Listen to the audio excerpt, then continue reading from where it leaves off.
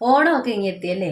അപ്പം നമുക്ക് നമ്മുടെ തിരുവനന്തപുരം, കൊല്ലം, പത്തനംതിട്ട ഈ ഒരു ഭാഗത്തൊക്കെ ഓണത്തിൻ്റെ സദ്യ എന്ന് പറഞ്ഞാൽ, ഓണത്തിൻ്റെ എന്നല്ല നമ്മുടെ സദ്യ എന്ന് പറഞ്ഞാൽ ചോറിൽ ആദ്യമേ നമുക്ക് പരിപ്പ് കറിയാണ് ഒഴിക്കാറുള്ളത്. പരിപ്പ് കറിയും പപ്പടവും കൂട്ടിയാണ് സദ്യയിൽ ആദ്യമായിട്ട് നമ്മൾ കഴിക്കുന്നത്. പിന്നെ ചില സ്ഥലങ്ങളിലോട്ട് കോഴിക്കോട് അങ്ങോട്ടുള്ള സ്ഥലങ്ങളിലൊന്നും നമ്മുടെ ഈ സദ്യക്ക് പരിപ്പ് കറി അങ്ങനെ ഇല്ലെന്നാണ് പറയുന്നത്. ആദ്യമേ സാമ്പാർ, പാലക്കാട് അങ്ങോട്ടൊക്കെ അങ്ങനെയാണെന്ന് തോന്നുന്നു. സദ്യക്ക് പരിപ്പ് കറിയില്ല, സാമ്പാറാണ് ഒഴിക്കുന്നത്. പക്ഷെ നമ്മുടെ ഇങ്ങോട്ടെന്ന് പറഞ്ഞാൽ പത്തനംതിട്ടയും തിരുവനന്തപുരവും എല്ലാം ഇവിടെയെല്ലാം അങ്ങനെ തന്നെയാണ് കേട്ടോ. സദ്യക്ക് പരിപ്പ് കറി കഴിഞ്ഞാൽ പരിപ്പും പപ്പടവും കൂടെ കൂട്ടി ആ കുഴച്ചൊരു കഴിക്കുന്ന ആദ്യമേ, അത് കഴിഞ്ഞിട്ടേ ഉള്ളൂ ബാക്കി വരുന്ന ഐറ്റംസ് എല്ലാം ഉള്ളൂ കേട്ടോ. അപ്പം ഇന്ന് സദ്യക്ക് വേണ്ട നമ്മുടെ പരിപ്പ് കറി വെക്കാം. പിന്നെ ഞാൻ ഇന്ന് വെക്കാൻ പോകുന്ന പരിപ്പ് കറി എന്ന് പറഞ്ഞാൽ നമ്മുടെ പത്തനംതിട്ട സൈഡിലോട്ടൊക്കെ എങ്ങനെയാണ് പരിപ്പ് കറി വെക്കുന്നത് അതായിരിക്കും ഞാൻ കാണിക്കുന്നത്. എൻ്റെ വീട്ടിലൊക്കെ അങ്ങനെയാണ് സദ്യക്ക് ഓണത്തിനും ഒക്കെ വെച്ചുകൊണ്ടിരുന്നത്. അപ്പോൾ പരിപ്പ് കറി വെക്കാൻ പോവാം. അതൊക്കെ ഒന്ന് കാണിച്ചു തരാം ഇന്ന്. അപ്പോൾ ഞാൻ പരിപ്പ് വേകാൻ വേണ്ടിയില്ലേ ഈ കുക്കറി ഇട്ടിട്ടുണ്ട്. ഈ പയറാണ് പരിപ്പ് കറിക്ക് വേണ്ടിയിട്ട് എടുക്കുന്നത്. ഇതിപ്പോൾ ഒരു 100 ഗ്രാം ഉണ്ട്. ഇതിനെ നമുക്കിന്ന് കറി വെക്കാം. അപ്പോൾ സദ്യക്ക് എങ്ങനെയാണ് വെക്കുന്നതെന്നുള്ളതാണ് ഇന്നത്തെ കാണിച്ചു തരാൻ പോകുന്നത്. അപ്പോൾ എല്ലാവർക്കും അഡ്വാൻസ് ഹാപ്പി ഓണം.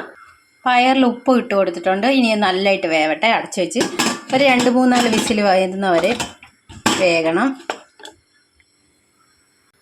അപ്പോൾ ഇതിനാവശ്യമുള്ള അരപ്പെന്ന് പറഞ്ഞാൽ ചെറിയ തേങ്ങയിൽ അരമുറി തേങ്ങയുണ്ട്. അതിലേക്ക് നമുക്കിത് ഒരു പച്ചമുളകിനെ, എനിക്ക് ആവശ്യമായിട്ട് പച്ചമുളക് ഇടണേ. വെളുത്തുള്ളി ഇതാ ഒരു 3-4 വെളുത്തുള്ളി, ജീരകം ഇട്ട്. നമ്മൾ പയർ വേഗം വെച്ചപ്പോൾ മഞ്ഞൾപ്പൊടി ഒന്നും ഇട്ടില്ല. അപ്പോൾ തേങ്ങയുടെ കൂടെ മഞ്ഞൾപ്പൊടി അരയ്ക്കാം.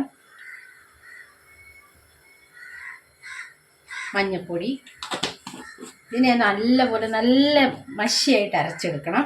അപ്പോൾ ഇനി അരച്ചെടുക്കട്ടെ.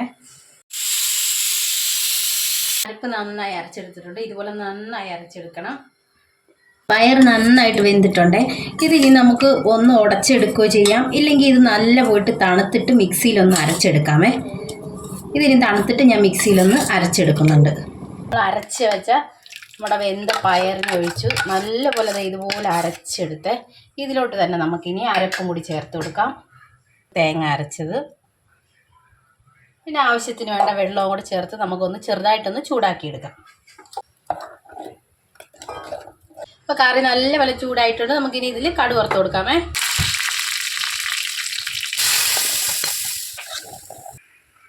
അപ്പോൾ സദ്യക്കുള്ള പരിപ്പ് കറി റെഡി ആയിട്ടുണ്ട്. അപ്പോൾ ഈ പരിപ്പ് കറി വെച്ചിട്ടില്ലാത്തവർ ഈ ഓണത്തിനൊന്ന് വെച്ച് നോക്ക്. അപ്പോൾ ആദ്യമേ സാമ്പാറൊക്കെ ഒഴിച്ച് സദ്യ കഴിച്ചിട്ടുള്ളവർ ആദ്യം ഈ പരിപ്പും പപ്പടവും കൂട്ടി കഴിച്ചിട്ട് ഒന്ന് കഴിച്ച് നോക്ക്. സൂപ്പർ ടേസ്റ്റ് ആയിരിക്കും. അപ്പോൾ ഈ ഓണത്തിന് എല്ലാവരും ഒന്ന് ട്രൈ ചെയ്ത് നോക്കണം. ഇങ്ങനെ പരിപ്പ് കറി വെക്കാത്തവർ ഒന്ന് ട്രൈ ചെയ്ത് നോക്ക്. സൂപ്പർ ടേസ്റ്റാണ്. എല്ലാവർക്കും ഇഷ്ടപ്പെടും. പെട്ടെന്ന് ഉണ്ടാക്കാവുന്നേ ഉള്ളൂ. അപ്പോൾ നല്ലൊരു വീഡിയോ ആയിട്ട് വീണ്ടും വരാം. ടാറ്റാ.